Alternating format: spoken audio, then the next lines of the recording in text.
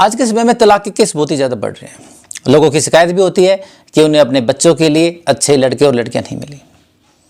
देखिए, शिकायत उनकी जायज़ है, लेकिन इसकी वजह कोई नहीं जानता। इसकी वजह वे जानना भी नहीं चाहते, क्योंकि जब हम किसी लड़का या लड़की को देखने जाते हैं सबसे पहले क्या देखते हैं उसके अंदर, वो कितना पढ़ा लिखा है, कितना भाई दिखने में कैसा लगता है, सुंदर है या नहीं है, कुछ कमाता है नहीं कमाता, इन्हीं चीज़ों को देखते हैं। आजकल ऑनलाइन भी टाइम है कि आजकल जैसे कि बहुत सारी वेबसाइट खुली हुई है, उन पर जाकर मैट्रिमोनियल जो साइट से बनी हुई है उन पर जाकर लड़के और लड़की को हम चयन करते हैं। सबसे पहले यही देखते हैं कि सामने वाला बच्चा जिससे हमको अपने बच्चे की शादी करनी है वो क्या करता है, कितना कमाता है, दिखने में कैसा है, इन चीज़ों को देखते हैं। कई बार जब हम किसी लड़के या लड़की को देखने जाते हैं, हमको उसके पेरेंट्स भी पसंद नहीं आते, भाई बहन भी पसंद नहीं आते, फिर भी हम ये सोचते हैं कि नहीं, कि जो बच्चा जिसे शादी कर रहे हैं वो अच्छा है तो कर देते हैं। नॉर्मली जब लड़की को देखने जाते हैं तो देखते हैं उसकी मदर का बिहेवियर अच्छा नहीं है, पिताजी का अच्छा नहीं है, लेकिन लड़की सुंदर है, कमा रही है, तो शादी कर देते हैं। प्रोफेशन से मैं एडवोकेट हूँ, तो बहुत सारे ऐसे लोग आते हैं जो कि जैसे कि एक डॉक्टर है, उन्होंने किसी लड़की को देखा तो भाई यही फर्स्ट उनकी चॉइस थी कि लड़की डॉक्टर होनी चाहिए। बहुत सारी लड़कियों को रिजेक्ट किया, एक लड़की को सिलेक्ट किया जो कि डॉक्टर थी। ऐसे ही एक उन्होंने ऐसी लड़की को सिलेक्ट किया एक केस में जो कि डॉक्टर बनने वाली थी। उन्होंने कहा कि आपको सिर्फ स्पेशलिस्ट इसी डिपार्टमेंट का बनना है, क्योंकि मेरे पास इसी का काम है। ऐसे भी बहुत सारी चीज़ें होती हैं। हम अपनी पसंद को देखते हैं ताकि हम पैसा कमा सके, आपके हॉस्पिटल चल सके, या आप टीचर है तो आपको टीचर लाइन की चाहिए। तो इस प्रकार से लोग अपने जो प्रोफेशन के हिसाब से देखते हैं। इस चीज़ पर कोई भी ध्यान नहीं देता कि हमको शादी किससे करनी है, एक लड़की से करनी है, एक लड़के से करनी है, या उसके जॉब उसके प्रोफेशन से करनी है। हम अपना लालच देख लेते हैं, इसी लालच के वशीभूत होकर हम गलत निर्णय ले लेते हैं।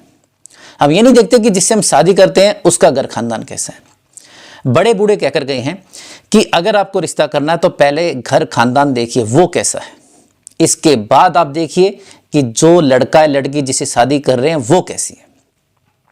देखिए, सपोज कीजिए कोई लड़की है, शादी होगी, चरित्रहीन हो गई, पता लगता है कि उसके बहुत सारे अफेयर चल रहे हैं। अब ऐसी कंडीशन में लड़का उसको रोकने जाता है, लेकिन लड़की का जो फैमिली है, उसका परिवार है, उसकी माँ, उसके भाई, उसके बहन और उसके पिता सब उसके सपोर्ट में आ जाते हैं। अब क्या करेंगे? इसीलिए घर खानदान जरूरी है।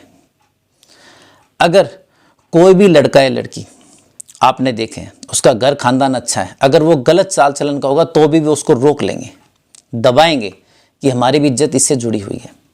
लेकिन अगर वे खुद ही गलत होंगे तो सही बच्चे को भी गलत कर देंगे। बहुत जगह ऐसा होता है कि वजह कुछ नहीं होती, सिर्फ जो लड़की है उसकी मदर उसको भड़काती है, नहीं तुझे ऐसे रहना है, तुझे अपनी सास की नहीं सुननी, तुझे अपनी नंद की नहीं सुननी, तो अपने पति को ऐसे दबा, अपने पति को लेकर अलग हो जा। डिस्प्यूट शादी करते स्टार्ट हो जाते हैं। हमको ये देखना चाहिए कि जिस घर में हम शादी कर रहे हैं इस लड़की की माँ कैसी है, उसका चाल चलन कैसा। बाद में फिर आकर कहेंगे नहीं, बाद में पता किया तो लड़की की माँ का चाल चलन गलत था, इसलिए लड़की सपोर्ट करती है। उसके पिता की तो घर में चलती ही नहीं है। जिस घर में पुरुष की नहीं चलती वो घर नरक के समान है, उस घर में डिस्प्यूट होने ही होने हैं। अगर आप ये सोचते हैं कि डिस्प्यूट नहीं होगा तो 100% होगा। हमेशा जब भी शादी करें इस बात को देखें कि घर में पुरुष की चलनी होनी चाहिए, मतलब फाइनल जो डिसीजन होगा वो पुरुष का ही होगा। अगर कहीं कोई औरत अपनी मनमानी करती है, अपनी चलाती है, तो समझिए वहाँ शादी करनी नहीं है। अब करते तो आपकी गलती है। घर खानदान को पहचानने की कोशिश कीजिए, पता कीजिए वे लोग सोशल है कि नहीं, उनके जो रिश्तेदार हैं या उनके भाई बंधु, उनका परिवार है, उनसे उनका मेल जोल है कि नहीं है। उनको देखिए कि जब हम किसी बच्चे को देखने जाते हैं उनको उन्होंने बुलाया है ही नहीं बुलाया है। अगर चलो किसी कारणवश वे दूर रहते नहीं भी आए तो उनसे उनका नंबर लीजिए, उनसे बातचीत कीजिए। अगर उनके संबंध आपस में अच्छे हैं, क्योंकि किसी भी इंसान के अगर खुद के परिवार में उसके भाई बहनों में उसके संबंध अच्छे नहीं है तो समझ लीजिए उसके किसी से भी अच्छे नहीं हो सकते।